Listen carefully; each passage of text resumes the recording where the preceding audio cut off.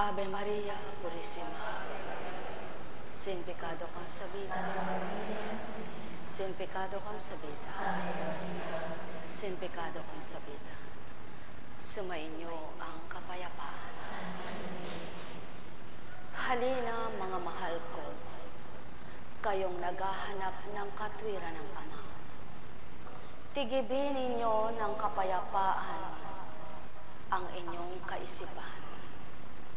Iwaksin ninyo ang mga laman na di marapat sa oras na yan upang taglayin ninyo ang tuwirang kaloob ng Ama sa mundo.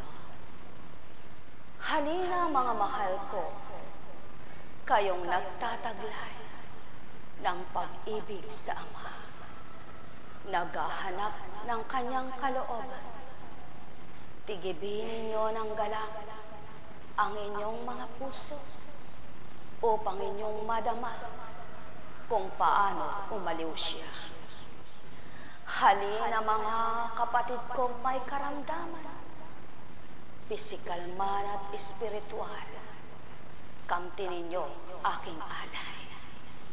O aking mga mahal, pagharian kayong lubusan, inyong tuwirang kalimutan, katayuan sa buhay.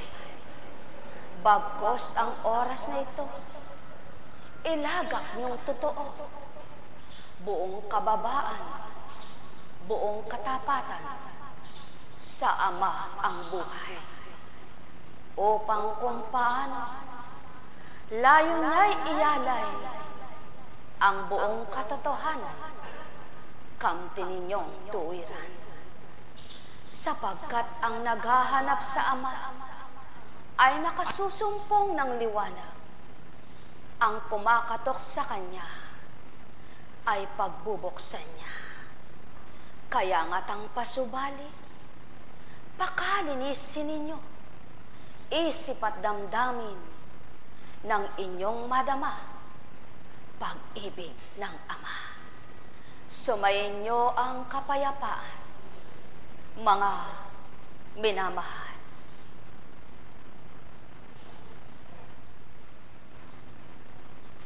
Buhay po ba ang Diyos?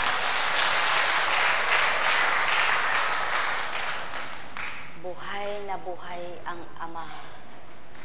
Buhay na buhay ang Kristo.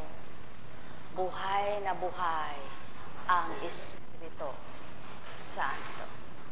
Mga minamahal ko, naranasan nyo na ba ang inyalay nyo ang gabi nyo, maging ang araw ay inyalay nyo pa sa Ama? Tuwiran nyong mararamdaman kung paano nga siya kumilos sa buhay nyo. Naramdaman nyo na po ba kung paano kayo inaliw ng Espiritu? Nawa po kung paano nyo naramdaman, magnasa kayong wag na sa inyo'y mawalay. Naramdaman nyo na po ba kung paano kasarap ang Ama ay maging tapat sa iyong pagkatao? Tuwiran mong nakilala siya? Wala pong makasagot ng amen. Salamat po kung inyo pong tuwirang nakilala na at inyong nadama na. Magnasa po kayong wag na siyang mawalay pa sa gunigta ninyo at pandama. Buhay po ba ang Diyos? Sapagkat ang may anak na malayo, ang iniisip ay ang Ama at ang Kristo. Buhay po ba ang Diyos? Opo. Naranasan nyo na po bang ang anak ninyong minamahal ay napalayo sa piling nyo upang hanapin ang kanyang buhay at ipagkaloob naman ng Ama ang kanyang kinabukasang mainam? Gawin po ninyo na sa tuwin ay sambitin ang pangalang Kristo. Siya po ang sa inyo'y mag-aaliw ng lubos sa pamamagitan ng Espiritu. Buhay po ba ang Diyos? Maging sa anak ninyo, hindi po kayo mababalisa maging siya, sapagkat kapag tinatak sa puso mo ang Kristo at naitatak mo sa anak mo, parehas ang inyong madarama. Manakanak ka bilang pagkatao. Wala pong taong manhid na totoo na hindi naalala ang anak niya. Wala pong manhid na totoo na talagang siya na ang ama sa kanya. Kumisay niloloob po ng amang ipadama sa iyo yaon. At kung siya'y tatawagin mo, pagdakay pakikilala naman niya sa iyo kung paano kumilos sa oras ng lumbay mo. Buhay po ba ang Diyos? Naranasan niyo na po bang sa inyong paglilingkod, kung minsan ay parang iniindayog kayo, gusto niyo pang matulog, subalit nang dahil sa pag-ibig niyo sa inyong ginagampanan, pipilitin niyo ang sarili niyong imulat ang mata at katawan ay igalaw na. Alam niyo po, pag ang ama pinaglilingkuran nyo, maraming panunokso si demonyo.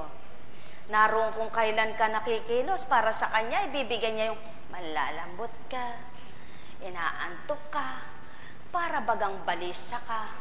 Alam niyo po, ang kabalisahan ay hindi kay Kristo. Yan po ay kay demonyo. Kaya pagka ganyan na po ang nararamdaman nyo, labanan nyo na po yan matatalo ni Kristo. Buhay po ba ang Diyos? Yan po ang pawang katotohanan, mga minamahal ko. Naranasan nyo na po bang may nakita kayo na nakabahala sa sarili nyo? Sambitin nyo na po ang Diyos Ama, Diyos Anak, Diyos Espiritu Santo. At yung pagkabahala na yo'y mamamatay, ang mabubuhay ay ang pag-asang walang katapat. Buhay po ba ang Diyos? Lalo na kung hindi ka sanay. Halimbawa ay namuhay kang mag-isa. Subalit namuhay ka ng di katulong, etc., etc. Pagkatapos biglang mag-iisa ka, naranasan nyo na po ba kung paano mahirap ang lumaki ka sa layaw pagkatapos ikaw ay pababayaan na? Alam nyo po, kung minsan kailangan yung laki sa layaw ay pabayaan. Upang matutunan niya na hindi araw-araw ay mayroon siyang sandigan na magulang, yaya, katulong, o kapatid. Sapagkat kung minsan, hindi mo batid ang magaganap sa iyo, ang hindi mo gusto, siyang ibibigay ng Ama upang makita ka naman niya kung paanong lalapit sa Kanya. Buhay po ba ang Diyos? Mga minamahal ko, sadya pong kay buti ng Ama, kay dakila po niya. Wala na po kayong makikitang katauhan na luluhod ngayong oras na ito kay Apo Kunching, sapagkat siya'y sumakibilang buhay na. Subalit mapalad siya, katawa-tawa man sa kapwa niya, at sa palagay ng kapwa niya ay mayroon siyang mga pagkakasala, ngunit pinaghanda siya ng Ama. Alam na po ng Ama, alam na ng Espiritu niya, alam na ng Kristo na siya'y babawian na. Lamang, hindi po pagdakay, karakarakay, sasambitin para matakot ka. Buhay po ba ang Diyos?